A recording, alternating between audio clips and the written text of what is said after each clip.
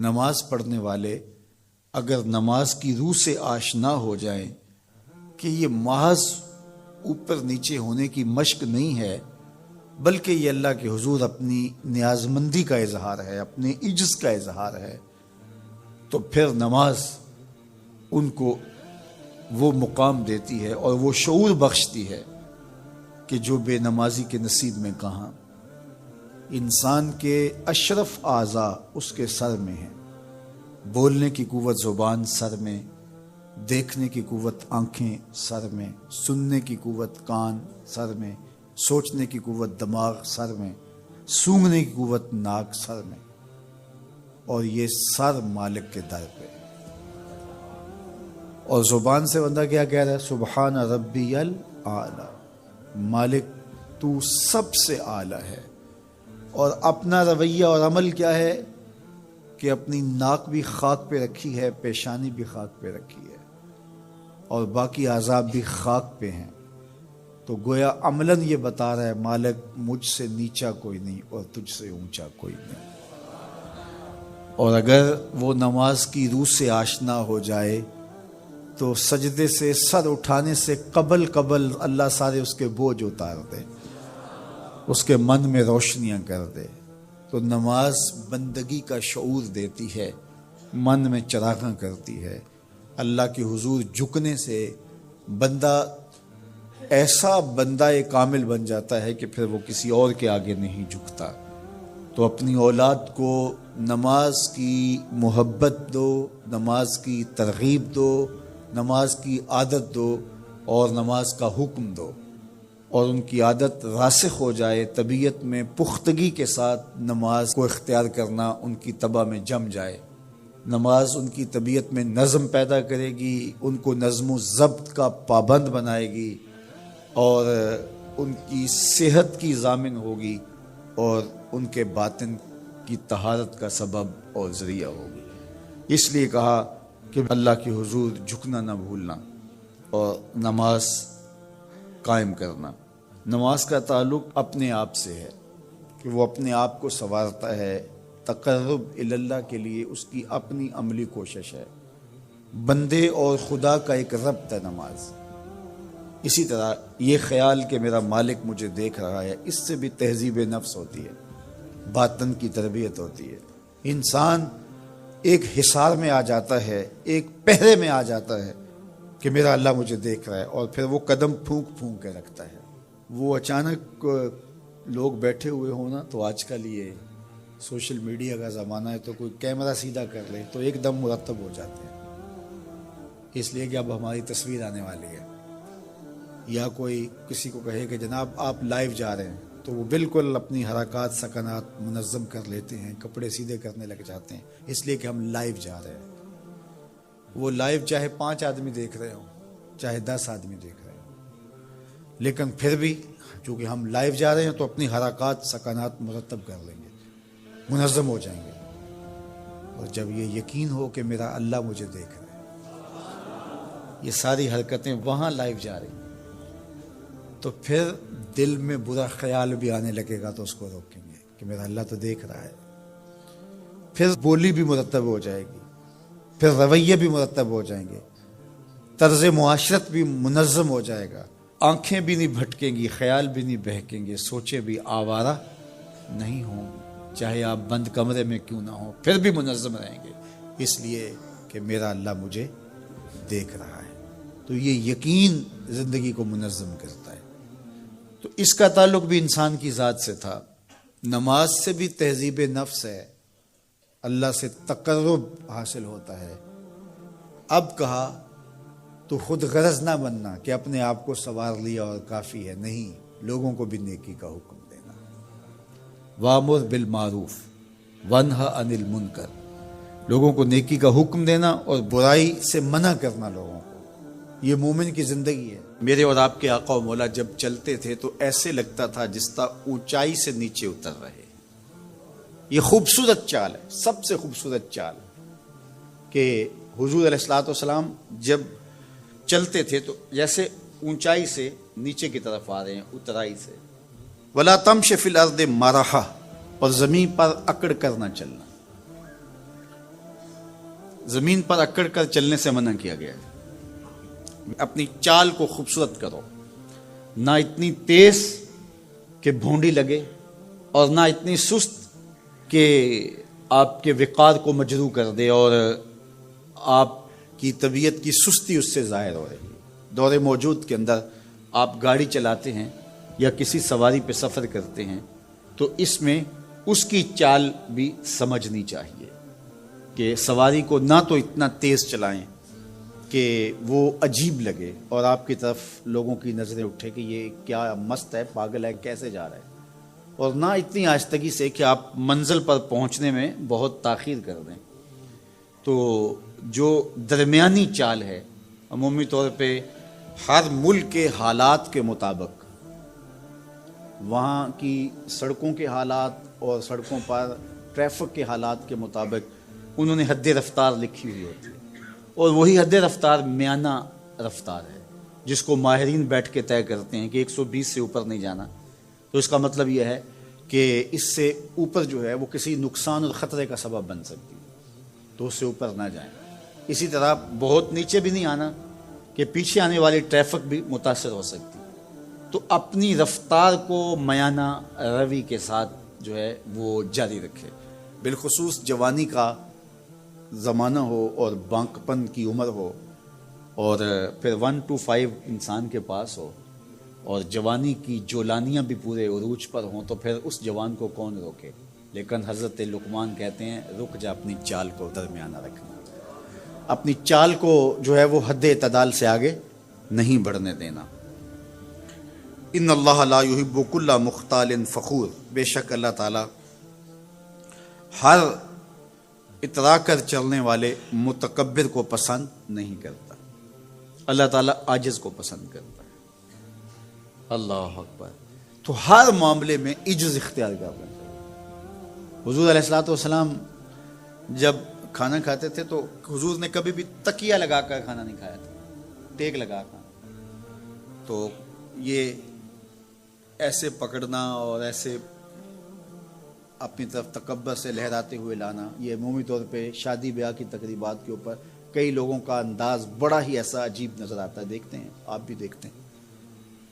تو حضور علیہ السلام جب بھی کھاتے تھے کھانے کی طرف تھوڑا سا جھک جاتے تھے، تو اس طرح تھوڑا سا جھک کر کھائیں۔ اس میں بھی اعتدال ہے، ایسا بھی نہ جھکیں کہ عجیب لگے۔ دیکھو اللہ نے حضرت انسان کو یہ عزت دی ہے، جتنے بھی کھانے والے ہیں، جانور ہیں، جتنے بھی بہائم ہیں، چوپائے ہیں، وہ اپنے منہ کو لے کے جاتے ہیں چارے کی طرف۔ کھانے کے لیے ان کو سر جھکانا پڑتا ہے، گھاس چرنے کے لیے، چارہ کھانے کے لیے، پانی پینے کے لیے اپنے سر کو، منہ کو جھکانا پڑتا ہے۔ لیکن حضرت انسان کے لیے اللہ ایسا نہیں رکھا، ہاتھ سے اٹھا کے کھانا منہ تک لانا پڑتا ہے تاکہ اس کا سر نہ جھکے۔ لیکن یہ متکبر بھی ہو جائے اللہ کو یہ بھی پسند نہیں ہے۔ ارشاد فرمایا اور اپنی چال میں میانہ روی اختیار کر، زمین پر اکڑ کر نہ چل، تکبر اللہ کو پسند نہیں ہے۔ اکڑ کر چلنے سے بھی منع کیا گیا اور زیادہ تیز اور زیادہ سست چلنے سے بھی منع کیا گیا، بلکہ کیا فرمایا وقصد فی مشیک، اپنے چلنے میں اعتدال پیدا کر۔ کچھ لوگوں کی عادت ہوتی ہے کہ وہ بہت زیادہ چیخ چیخ کے بولتے ہیں اور بلند آوازی سے گفتگو کرتے ہیں۔ یہ عادت بچپن سے انسان کے اندر پیدا ہو جاتی ہے، پھر آہستہ آہستہ آہستہ آہستہ یہ زندگی کا حصہ بن جاتی ہے، پھر وہ اپنے آپ کو روکنا بھی چاہے تو روک نہیں سکتے۔ اس لیے بچوں کو اس سے منع کر دینا چاہیے کہ وہ چیخ کر نہ بولیں، چلا کر نہ بولیں، درمیانی آواز سے گفتگو کریں۔ تو کہا اپنی آواز کو پست رکھو، اور یہ ممبر و محراب کے مالکوں کو بھی خاص طور پہ اس بات کا بہت خیال رکھنا چاہیے کہ ان کی آواز لوگوں کے کانوں پر بوجھ نہ بنے۔ آج کل تو یہ ساؤنڈ سسٹم لگے ہوئے ہیں، اور پھر ماشاءاللہ کچھ لوگ تو یہ ایکو کا بھی ضرورت سے زیادہ استعمال کرتے ہیں۔ سنجیدگی کے ساتھ، متانت کے ساتھ بات کرنا، سنجیدگی اور متانت کے ساتھ بات کو سننا، یہ شریعت کے آداب ہیں۔ جب کسی سے ہم کلام ہو تو آپ بھی بلند آواز نہ ہو، اور دوسرا وہ اس کا جو جواب دے رہا ہو اس کی توجہ بھی بھٹکنے نہ پائے، وہ اپنے احساسات سے یہ بات بتائے، اور کہیں جواب دینا ضروری ہو تو حرج بھی نہیں ہے۔ آواز کو معتدل رکھو، خوبصورت رکھو، تو جس طرح بولنے کے آداب ہے اس طرح سننے کے بھی آداب ہے۔ ویسے ماہرین کہتے ہیں کہ تیز آوازیں بندہ پونے گھنٹے سے زیادہ نہیں سن سکتا، یعنی اس کا سٹیمنا جو ہے وہ اتنا ہی ہے کہ وہ اتنا سن لے، برداشت کر لے اس کے بعد وہ تو الگ بات ہے، لیکن یہ ہے کہ وہ جو آسانی کے ساتھ سن سکتا ہے اتنے ہی سن سکتا ہے۔ تو اس لیے یہ جو لیکچر بھی ہوتے ہیں جو دنیا کی بڑی یونیورسٹی ہیں وہاں بھی انہوں نے لاکھوں روپے دے کر کے دنیا کے ماہرین بلائے ہوتے ہیں مختلف مضامین پر، لیکن پیریڈ کا دورانیہ یہ نہیں ہوتا وہ 3 گھنٹے کا لیکچر دے رہے ہوں۔ انسان کی جو ہے وہ ایک کیپیسٹی ہے، اس سے آگے نہیں وہ بڑھ سکتا۔ اور مجھے بتائیے انسان کو بنانے والے سے بہتر کون بتائے گا؟ قرآن بتاتا ہے، کیا بتاتا ہے؟ وَغْضُضْ مِنْ صَوْتِكَ، اپنی آواز کو پست رکھو۔ باقی اس کے الگ احکام ہیں کہ اذان دے رہے ہیں، آپ کسی کو پکار کر رہے ہیں، جنگ میں رجز ہے یا کوئی اور بات ہے۔ ابھی لائٹ چلی جاتی ہے اور دور تک لوگ بیٹھے ہیں تو مجھے لامحالہ طور پہ اونچا بولنا پڑے گا، میری آواز اونچی ہے تو میں کوشش کروں گا آخری شخص تک آواز پہنچے، وہ ایک الگ بات ہے۔ لیکن اب یہ آواز ایسے ہی سب تک پہنچ رہی ہے۔ تو ان آداب کو جب ہم سمجھتے نہیں ہیں تو اپنی بات کو اچھی، کچھ لوگ سمجھتے ہیں کہ زور سے بولیں گے تو لوگوں کے اندر بات اترے گی، ایسا نہیں ہے۔ بات زور سے بولنے سے نہیں اترتی، بات دلیل سے اترتی ہے۔ رومی علیہ رحمہ فرماتے ہیں کہ بادلوں کے گرجنے سے نہیں، پھول کھلتے ہیں بارش کے برسنے سے۔ تو بارش برسے گی تو پھر پھول کھلیں گے، بلکہ وہ جتنی آہستہ آہستہ برسے گی اتنی ہی جذب ہوتی چلی جائے گی۔ سہج پکے سو میٹھا ہو۔ اس لیے اپنے لہجوں کو خوبصورت بھی بنائیے، اپنے لفظوں کا انتخاب بھی اچھا کیے، اور اپنی آواز کو پست بھی رکھیے، لوگوں کے کانوں پر آپ کی آواز بوجھ نہ ہو۔ مسٹر آرنلڈ جو فلسفے کا استاد تھا علامہ اقبال علیہ رحمہ کا، اس نے ایک کتاب لکھی دی پریچنگ آف اسلام۔ تو اس کے اندر اس نے لکھا کہ اسلام پوری دنیا کے اوپر کس طرح پھیل گیا۔ باقی بھی تو مذاہب تھے لیکن اس تیزی کے ساتھ ایسے نہیں پھیلے جس طرح اسلام پھیلا۔ تو اس نے کہا کہ من جملہ وجوہات اور ذرائع میں سے ایک ذریعہ اسلام کے پھیلنے کا یہ ہے کہ اسلام میں سے ہر شخص کو یہ حق دیا گیا ہے کہ وہ دین کی تبلیغ کرے اور نیکی کا حکم دے اور برائی سے منع کرے۔ باقی مذاہب میں ایسا نہیں ہے۔ میرے حضور نے خطبہ حجۃ الوداع کے موقع پر 1,44,000 صحابہ سے مخاطبت کرتے ہوئے فرمایا فَلْيُبَلِّغِ الشَّاهِدُ الْغَائِبَ، جو موقع پہ موجود نہیں ہیں تم سب کی ذمہ داری ہے ان تک میرا پیغام پہنچا دو۔ بلغوا عنی ولو آیہ، میری جانب سے ایک آیت بھی آتی ہو تم نے اس کو آگے منتقل کرنا ہے۔ مومن ایک معاشرتی فرد ہے جو صرف اپنے آپ کو ہی نہیں بچاتا، دوسروں کو بھی بچاتا ہے، دوسروں کی بہتری کا ضامن ہوتا ہے۔ من رعا منکم منکرا فلیغیرہ بیدہ فإن لم یستطع فبلسانہ فإن لم یستطع فبقلبہ وذلک اضعف الایمان۔ فرمایا تم میں سے اگر کوئی شخص برائی ہوتے دیکھے تو ہاتھ سے منع کرے، اور اگر ہاتھ سے منع نہیں کر سکتا تو زبان سے روکے، اگر زبان سے بھی نہیں روک سکتا تو دل سے برا جانے۔ وذالک اضعف الایمان، اور یہ کمزور ترین ایمان کی علامت ہے کہ وہ دل سے برا جانے۔ اسے کم از کم زبان سے منع کرنا چاہیے، کوشش تو ہو کہ ہاتھ سے منع کرے۔ لیکن آج کل وہ کہتے ہیں جی اب کسی کو کہنے کا زمانہ نہیں رہا۔ کسی حد تک یہ بات سمجھ میں آتی بھی ہے کہ آج کسی کو اگر کہیں تو وہ الٹا ناراض ہو جاتا ہے، بلکہ کسی کی اولاد کو کوئی تربیتی بات کہیں تو والدین آگے کہتے ہیں کہ تمہیں کس نے حق دیا ہے۔ تو یہ بات اپنی جگہ پہ ہے، لیکن کیا ہم اس سے کسی کو کہنا چھوڑ دیں گے؟ طریقہ کار خوبصورت ایسا رکھیں کہ جو حالات کا متقاضی ہو، کہنا نہ چھوڑیں۔ بعض کہتے ہیں کہ جی سانو کی لگے، اپنے گھر میں کوئی چھاج بجائے یا چلنے۔ یہ دور نہیں رہا، زمانہ نہیں رہا کسی کو کہنے کا۔ اگر اس فلسفے کو تسلیم کر لیا جائے اور یہ طے کر لیا جائے کہ ٹھیک ہے، تو پھر برائی سے منع کون کرے گا اور نیکی کا حکم کون دے گا؟ جبکہ اس امت کی ذمہ داریوں میں یہ شامل ہے کنتم خیر امت اخرجت للناس تامرون بالمعروف وتنہون عن المنکر، تم بہتر امت ہو۔ کیوں؟ اس لیے کہ تم لوگوں کو نیکی کا حکم دیتے ہو، برائی سے منع کرتے ہو۔ یہ اس امت کی ڈیوٹی ہے، ذمہ داری ہے اس امت کی۔ یہ امت سوچنے لگی ہے کہ جی یہ دور نہیں رہا، یہی تو دور ہے۔ جب شر پھیل گئی ہو، جب برائی فروغ پا رہی ہو، تو اب تو ضرورت اور زیادہ بڑھ گئی ہے۔ جتنا اندھیرا گہرا ہو جائے اتنے ہی تو چراغوں کی ضرورت ہوتی ہے۔ اور ہم یہ فلسفہ تراش کے اپنے نفس کو مطمئن کر لیا کہ یہ دور نہیں رہا کسی کو کہنے کا۔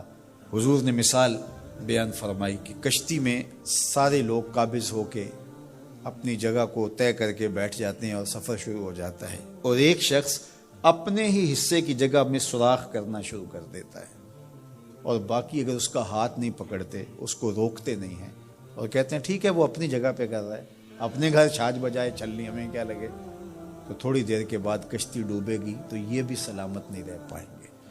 اور اگر اس کا ہاتھ پکڑ لیتے ہیں تو وہ بھی بچے گا اور یہ بھی ڈوبنے سے محفوظ رہیں گے۔ جب برائی پنپتی ہے، برائی کی نشو و نما ہوتی ہے، تو کیا وہ چنگاریاں ہمارے گھروں کو خاکستر نہیں کرتی؟ معاشرہ تباہ ہوتا ہے تو ہم اپنی اولادوں کو پھر کس طرح بچا پائیں گے؟ تو مل کے برائی کو روکنا اور نیکی کا حکم دینا، یہ مسلم معاشرے کے تمام افراد کی ذمہ داریوں میں شامل ہے۔ حضرت بایزید بستامی کہتے ہیں کہ میں نے اپنی ماں کے آگے ہاتھ جوڑے، میں نے کہا امی تجھے راضی کروں یا رب کو راضی کروں؟ تو اپنے حق مجھے معاف کر دے، اللہ کو میں راضی کر لیتا ہوں۔ ماں نے کہا جاؤ پتر میں اجازت دیتی ہوں۔ گئے جنگلوں میں ذکر و فکر میں لگے رہے، تنہائی میں اس کو یاد کرتے رہے، دن رات ذکر کے چراغ روشن رکھے۔ 12 سال گزر گئے حق کی تلاش میں۔ ایک دن واپس بستام کے قریب سے گزر رہے تھے، خیال آیا چلتے چلتے ماں کو سلام کر جاؤں۔ دروازے کو دستک دینے لگے تو اس خیال نے ہاتھ روک لیا کہ ساری زندگی ماں کو سکھ تو دیا کوئی نہیں، اب دکھ بھی کیوں دینے لگے ہو؟ رات کا ایک پہر بیت گیا ہے، سردیوں کی لمبی رات ہے، ماں بستر میں لیٹی ہوگی، تیرے لیے اٹھے گی، دروازہ کھولے گی۔ دروازے کے ساتھ ہی لگ کے بیٹھ گئے اور ساری رات کاٹ دی، اس خیال سے کہ ماں کو تکلیف نہ ہو۔ جب سحری کا وقت ہوا تو اندر سے جو نالی آتی تھی اس نالی سے پانی آیا، سمجھ گئے میری ماں تہجد کے لیے اٹھی ہے اور وضو کا پانی ہے، تو فوراً دروازے پہ دستک دی۔ اندر سے آواز آئی بیٹا بایزید میں ابھی آئی۔ مائیں بیٹوں کے دستک کے انداز سے جان لیتی ہیں یہ کس بیٹے کے ہاتھوں کا لمس ہے۔ 12 سال کے بعد آئے، دستک دی، کہا بیٹا بایزید میں ابھی آئی۔ ماں کی تو نگاہیں ہی دروازے پہ رہتی ہیں۔ اللہ اکبر۔ کہتے ہیں کہ ماں نے دروازہ کھولا، 12 سال جنگلوں کی خاک چھانتے بیت گئی تھی، پراگندہ صورت، بکھرے ہوئے بال، پھٹے ہوئے کپڑے۔ میری ماں کی جب نگاہ میرے پہ پڑی تو اس کی چشمان سے موٹے موٹے آنسو ٹپکنے لگے، اور اس نے ایسے ہاتھ پھیلا کے کہا مالک میرا بیٹا بایزید تیری طلب میں نکلا تھا، تو نے ابھی تک اسے اپنا قرب نہیں دیا۔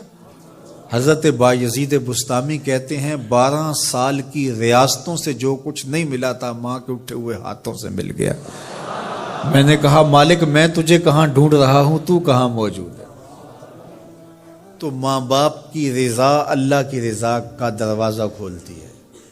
جن لوگوں کے ماں باپ ناراض ہیں اور وہ جا کے پیر صاحب کی خدمت کرتے ہیں، اور میاں ماں کے قدم چومو، باپ کی ٹانگیں دباؤ، ان کی خدمت کرو، تمہارے پہلے مرشد وہ ہیں، ان کو راضی کرو، پھر کسی شیخ کامل کی صحبت میں آنا، دیکھو کیسے دل کی بند کھڑکیاں کھلتی ہیں۔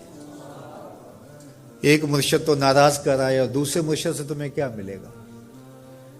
تو راستہ یہیں سے کھلے گا۔ والدین کو کبھی ناراض نہ کرو، والدین کو کبھی دکھ نہ دو، والدین کو کبھی تکلیف نہ پہنچاؤ، اور والدین کو بھی چاہیے کہ اپنی اولاد کو اپنا نافرمان نہ بنائے۔ ایک بزرگ فرماتے ہیں کہ مجھے برابر 30 سال ہو گئے ہیں کہ میں اپنی اولاد کو کوئی حکم ہی نہیں دیا، کوئی حکم نہیں دیا۔ کوئی چیز مجھے چاہیے بھی ہوتی ہے تو میں بصیغہ امر نہیں کہتا، بلکہ ایسے ہی بات کر رہی ہوں، پانی چاہیے تو یہ نہیں کہتا بیٹا پانی لے کر آؤ، میں ویسے ہی کہتا ہوں پیاس لگی ہوئی ہے، تو اگر وہ سمجھ جائے اور وہ خود لے آئے تو اچھی بات ہے، لیکن اگر وہ نہ لائے تو میں نے اس کو حکم ہی نہیں دیا، امر ہی نہیں کیا، تو اس امر کی مخالفت ہی لازم نہیں آئے گی۔ تو کہا 30 سال برابر گزر گئے ہیں، میں نے اپنی اولاد کو حکم نہیں دیا کہ کہیں وہ میری نافرمان نہ ہو جائے، چونکہ اگر وہ نافرمان ہو گئی پلے کچھ نہیں رہے گا۔ جو اولاد ماں باپ کی نافرمان ہوتی ہے وہ ہوا میں بھی اڑیں، وہ چرخ پہ بھی جھولیں، وہ زمین پہ گرنے والی ہوتی ہیں، کبھی کامیاب نہیں ہو سکتی وہ اولادیں جو ماں باپ کی گستاخ، بے ادب اور نافرمان ہوتی ہیں۔ وہی اولادیں سرخرو، کامیاب اور کامگار اور بامراد ہوتی ہیں جو ماں باپ کی خدمت کرتی ہیں، ماں باپ کی دعائیں لیتی ہیں۔ وہ ایک بچہ ماں باپ کے پاؤں دبا رہا تھا، تو ایک بچہ ایک بر اعظم میں، دوسرا دوسرے بر اعظم میں، تیسرا تیسرے بر اعظم میں بڑے بڑے کاروبار کر رہا تھا۔ تو کوئی اس کا دوست ملنے آیا، اس نے کہا کہ اس نکمے کو بھی کہیں بھیج دو، فلاں جو ہے وہ یورپ میں ہے، فلاں امریکہ میں ہے، وہاں اتنی بڑی کمپنی اس نے کھولی ہوئی ہے، اس نکمے کو یہاں بٹھایا، اس کو بھیج دو، یہ تو نکمہ کسی کام کا نہیں۔ کہا یہ نکمہ ہی تو میرے کام آ رہا ہے، کہ نکمہ ہی تو میرے کام آ رہا ہے۔ تو اولاد خوش نصیب ہے کہ اپنے ماں باپ کی خدمت کرے اور ان کے ساتھ حسن سلوک کرے۔ بچے کی تربیت کو ماہرین نے 3 حصے میں تقسیم کیا ہے، 3-7 سال۔ پہلے 7 سال بچے کو گود میں اٹھا کے رکھو، دوسرے 7 سال بچے کو غلام بنا کے رکھو، اور تیسرے 7 سال بچے کو دوست بنا کے رکھو۔ پہلے 7 سال بچے کو گود میں اٹھانے کا مطلب یہ ہے کہ وہ تم سے سیکھے، اور ہم تو 3 سال کے بچے کو بھی، آج 2.5 سال کے بچے کو بھی اسکول بھیج دیتے ہیں، مائیں فارغ البال ہونا چاہتی ہیں، لیکن ایسا نہیں ہے۔ یہ ہماری فکری لغزش ہے کہ بچے کو اتنی جلدی اسکول بھیج دیا، اور جب ماں سے سیکھنا تھا تو وہ وقت ضائع کر دیا۔ آج بھی جاپان میں 7-8 سال کا بچہ اسکول جاتا ہے، اور آج بھی کچھ اور ممالک کے اندر بھی انہوں نے یہ طے کر دیا ہے کہ 7 سال سے پہلے بچہ اسکول نہ جائے، تو وہ گھر بیٹھ کے سیکھتا ہے۔ یہ اس کی تربیت کا مرحلہ ہے، اس کا یہ مرحلہ یہاں مکمل ہونا چاہیے۔ اس کے بعد جب وہ جائے گا تو اس کے قواعد مضبوط ہو چکیں گے اور وہاں جا کے سیکھے گا۔ یہ پہلا اس کا مرحلہ یہاں سیکھنے کا ہے۔ ظاہر ہے باپ تو وہ توجہ نہیں دے پاتا، تو ماں کو بھرپور توجہ بچے کی طرف دینی چاہیے۔ عمومی طور پہ ماضی میں مائیں اپنے بچوں کی تربیت میں انتہائی مبالغہ کرتی تھی اور بہت زیادہ محنت شاقہ کرتی تھی، چونکہ ان کی توجہات کا کوئی اور مرکز نہیں ہوا کرتا تھا، اور وہ سمجھتی تھی کہ ہمارا یہی کام ہے کہ ہم بچوں کی اچھی تربیت کر لیں، اور چند بچوں کی تربیت ہی ماں کی ذمہ داری ہے، اور یہ اگر احسن طریقے سے نبھا دے تو اس نے اپنا حصہ امت میں بھی ڈال دیا، معاشرت میں بھی ڈال دیا، اور قوم بنانے کے اندر بھی اپنا حصہ ڈال دیا۔ لیکن اگر وہ اپنا یہ فریضہ انجام نہیں دیتی، اس میں کوتاہی کر دیتی ہے، تو اس نے پھر کچھ بھی نہ کیا۔ اچھی نسل اچھی ماؤں کی گود سے پروان چڑھ کے ہی معاشرے کو نصیب ہوتی ہے، اور یہ بنیادی اکائیاں ہیں، بنیادی اینٹیں ہیں جس سے معاشرت ترتیب پاتی ہے۔ اس لیے یہ ماؤں کی ذمہ داری ہے۔ اور دوسرے 7 سال جو ہے وہ غلام بنا کے رکھو، مطلب کیا کہ ان پر احکام نافذ کرو۔ وہ از خود فیصلے نہیں کر پاتے اور اچھے نہیں کر پائیں گے، ان کے فیصلے تم کرو، ماں باپ۔ اور پھر اس کے بعد اگلے 7 سال جو ہیں وہ ان کو دوست بنا کے رکھو، چونکہ عموماً جو ہے وہ 14 سے 21 سال تک کی عمر کے بچے جو ہیں وہ دوستیوں سے، اطراف سے سیکھتے ہیں، چونکہ وہ اگرچہ تمیز نہیں رکھتے ہوتے پوری طرح، لیکن پھر بھی ان کی طبع یہ ہوتی ہے کہ وہ سمجھتے ہیں کہ ہم اطراف سے اچھا سیکھ سکتے ہیں، اور وہ بعض کا ماں باپ کو دقیانوس بھی سمجھنے لگ جاتے ہیں۔ تو اس وقت ماں باپ تھوڑی سی حکمت کے ساتھ ان کی دوستیوں پہ غور کریں کہ ان کی دوستیاں غلط لوگوں سے نہ ہوں۔ میرے اور آپ کے آقا مولا نے ارشاد فرمایا، المرء علی دین خلیلہ فلینظر احدکم من یخالل۔ ہر شخص اپنے دوست کے دین پہ ہوتا ہے، اور آپ دیکھیں کہ آپ کس سے دوستی کر رہے ہیں۔ اگر اس کا دین خراب ہوا، اعتقادات خراب ہوئے، نظریات خراب ہوئے، اس کے اعمال اور اخلاقیات خراب ہوئے تو اس کا رنگ آپ کے اوپر چڑھ جائے گا. اور رومی نے اس کو اپنے انداز میں کہا تا توانی دور شو از یار بد، یار بد بدتر بود از مار بد، کہ جہاں تک ممکن ہو برے یار کی صحبت سے بچ کے رہنا. کہا کہ برا جو دوست ہوتا ہے، برا یار ہوتا ہے، وہ برے سانپ سے بھی برا ہوتا ہے. کہا کیوں؟ اس لیے کہا جب سانپ لڑتا ہے تو جان لیتا ہے، برا یار لڑتا ہے تو ایمان لیتا ہے. اس لیے صحبت سالے ترا سالے کنن، صحبت تالے ترا تالے کنن. اچھے شخص کی صحبت تجھے نیک بنا دے گی، برے شخص کی صحبت تجھے برا بنا دے گی. شیخ سعدی فرماتے ہیں میں حمام میں گیا تو وہاں کسی نے مٹی رکھی تھی، تو میں نے اس کو اٹھایا تو اس سے مہک آ رہی تھی. میں مست ہونے لگا اس کی دل آویز خوشبو سے. تو میں نے اس کو کہا کہ تو مٹی ہے، عنبر ہے، موتیا ہے، نسرین ہے، نسترن ہے، کیا ہے تو؟ تیری دل آویز مہک سے مشام ہستی مہکے چلے جا رہے ہیں اور ہے تو مٹی، تو کیا ہے تو؟ تو اس مٹی نے، شیخ سعدی فرماتے مجھے زبان حال سے جواب دیا کہ ہوں تو میں مٹی، مجھے اپنی اوقات نہیں بھولی، لیکن چند دن میں پھول کی صحبت میں رہی ہوں. جمال ہم نشیں در من اثر کر وگرنہ من ہما خاکم کے ہستم. اس نے کہا ہوں تو ذات کی مٹی ہی، لیکن میں گلاب کے پھولوں تلے تھوڑی دیر رہی ہوں تو میرے یار کا جمال میرے اندر سرایت کر گیا ہے. تو ذات کی مٹی ہوں لیکن صحبت میری پھول سے رہی. یار مٹی پھول سے صحبت پیدا کر لے تو اس سے مہک آنے لگ جاتی ہے. تو یار بندہ سالے صحبتوں کا انتخاب کر لے تو اس کی زندگی کیوں نہیں بدلتی. تو اپنی اولاد کو سالے لوگوں کے پاس بٹھانا سکھاؤ. عمومی طور پہ ان کے لیے حضور علیہ الصلوۃ والسلام کا ایثار اور ان کے لیے حضور کی محبتیں. حضرت خدیجہ الکبریٰ رضی اللہ تعالی عنہا کا ذکر کرتے ہیں ان کے وصال کے بعد تو حضور کی آنکھیں چھلک پڑتی ہیں اور جانور ذبح کرتے ہیں اور گوشت کے ٹکڑے ان کے سہیلیوں کے گھروں بھیجتے ہیں. حضرت عائشہ رضی اللہ تعالیٰ عنہ فرماتی ہیں میرا ان سے جو رشتہ تھا تو مجھ سے نہ رہا گیا. میں نے ایک دن کہہ دیا حضور آپ اس بوڑھی عورت کا ذکر نہیں چھوڑتے بڑھاپے کی وجہ سے جس کے ہونٹوں کے گوشے بھی رنگ بدل گئے تھے. تو حضور علیہ السلام کے چہرے پہ جلال آیا. فرمایا عائشہ تم مجھے خدیجہ کے بارے تکلیف نہ دو، جب پورے مکے نے میرا انکار کیا تھا اس نے میرا اقرار کیا تھا، میں اس کا ذکر کیسے چھوڑ سکتا ہوں. اور حضرت عائشہ رضی اللہ تعالی عنہ فرماتی ہیں کہ حضور تشریف لائے اور میں آپ خورے میں پانی پی رہی تھی تو حضور نے مجھے دیکھا تو دودھ سے کہا عائشہ تھوڑا سا پانی میرے لیے بھی چھوڑنا.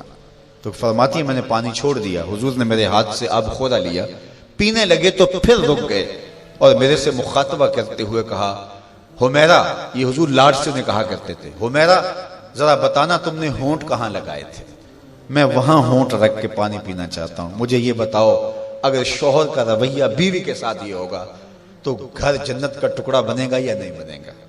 تو تم میں سے بہتر وہ ہے جو اپنے اہل خانہ کے ساتھ بہتر ہے. سب سے پہلے آپ کے اہل خانہ آتے ہیں، آپ کے ماں باپ آتے ہیں، آپ کے بہن بھائی آتے ہیں، پھر کلاس فیلوز آتے ہیں، اساتذہ آتے ہیں. یہاں سے ہمارا رویہ خوبصورت ہونا شروع ہو. ہم نے دیکھا ہے کہ لوگوں کے ساتھ بڑے اچھے رویے، ماں باپ کے گستاخ ہوتے ہیں، ماں باپ کے بے ادب ہوتے ہیں، دکان پہ گاہک سے ہنس ہنس کے بات کر رہے ہوتے ہیں، لیکن بہن بھائیوں کے ساتھ رویہ تلخ ہوتا ہے، بیوی کے سامنے جا کے فرعون بن جاتے ہیں، ماں باپ کے سامنے جو ہے ان کے رویے کی تلخی ہوتی ہے. سارا دن جی ہمارا پیشہ ایسا ہے لوگوں سے ہنس ہنس کے بات کرنی ہے، لیکن جن سے آپ ہنس کے بولیں گے ماں کے کلیجے میں ٹھنڈ پڑ جائے گی اور باپ نہال ہو جائے گا، اس کے سارے دن کی تھکن اتر جائے گی. اس سے ہنس کے نہیں بولتے ہم سارا دن کے تھکے ہوئے آئے ہیں. سارا دن کس سے ہنس ہنس کے بولتے رہو، یہ تمہارا اخلاق نہیں تھا، یہ تمہاری بناوٹ تھی، یہ تمہارا تصنع تھا. جو اخلاق ہے وہ حقیقت میں اس کا روپ نظر آتا ہے اپنے ماں باپ کے ساتھ، اپنی بیوی کے ساتھ، اپنے بچوں کے ساتھ، اپنی کلاس فیلوز کے ساتھ، اپنے دوستوں کے ساتھ، اپنے اساتذہ کے ساتھ. اگر تمہارا رویہ ٹھیک ہو گیا تو پھر تمہارا دوسرے لوگوں کے ساتھ رویہ بھی ٹھیک ہے. لیکن اگر ان کے ساتھ رویہ ٹھیک نہیں، دوسروں کے ساتھ رویہ آپ کا اچھا ہے تو پھر وہ آپ مکر کر رہے ہیں، آپ یہ بھی کوئی کاروبار کر رہے ہیں. یہ آپ کے اخلاق کا عکس نہیں ہے، یہ آپ کی ضرورت کا رنگ ہے جو لوگوں کو نظر آ رہا ہے. یہ آپ کا کاروباری انداز ہے، آپ کی مسکراہٹ آپ کا کاروبار ہے، آپ کے اخلاق کا عکس نہیں ہے. اگر اخلاق کا عکس ہوتا تو ماں کو بھی ہنس کے ملتے. میں وہ جو لفظ آپ کو کہے کہ حضور کمزوروں کا بوجھ اٹھایا کرتے تھے، تو آج بیٹی اگر ماں کا بوجھ نہیں اٹھاتی، بیٹا باپ کا بوجھ نہیں اٹھاتا تو اس نے کسی اور کمزور کا بوجھ کیسے اٹھانا ہے؟ ماں گھر میں تھکی ہے سارے دن سے اور بیٹی جو ہے وہ آئی ہے اور وہ بھی ماں سے مطالبہ کرتی ہے کہ میری ضرورت میرے بستر پہ میرے ٹیبل پہ پوری کرو، اور تھکی ماندی سارے دن کی ماں کی وہ مدد کرنے کے لیے تیار نہیں ہے، تو جو سکی ماں کی مدد نہیں کرے گی اور جو بیٹا سکے باپ کی مدد نہیں کرے گا تو وہ کسی کی مدد نہیں کر سکتا۔ آغاز یہاں سے ہوتا ہے، یہاں سیرت کا حقیقی رنگ نکلتا ہے جس سے ہماری طبیعتوں کے اندر وہ چیز عملاً راسخ ہوتی ہے۔ اس لیے میں اور آپ حضور کی سیرت کو اپنی روح کے اندر اصل طور پہ اتاریں اور وہ ہمارا جزو لا ینفک بن جائے، وہ ہماری فطرت ثانیہ بن جائے، وہ ہماری عادت کا حصہ بن جائے، اور وہ خوشی اور وہ مسکراہٹ جو محض کاروبار کے لیے اور عادت کے لیے نہ ہو بلکہ انسان کی طبع کا حصہ ہو، وہ آپ کے غم غلط کرے گی، وہ آپ کو طمانیت قلب دے گی، وہ آپ کو قرار باطن عطا کرے گی۔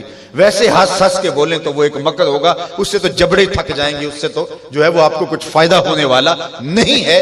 تو آئیے میں اور آپ اپنے آپ کو حقیقی عملی زندگی کی طرف لے جائیں کہ اے تن رب دا سچا حجرا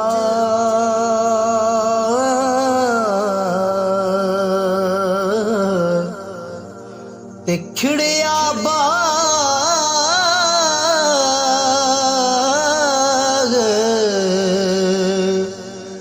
بہار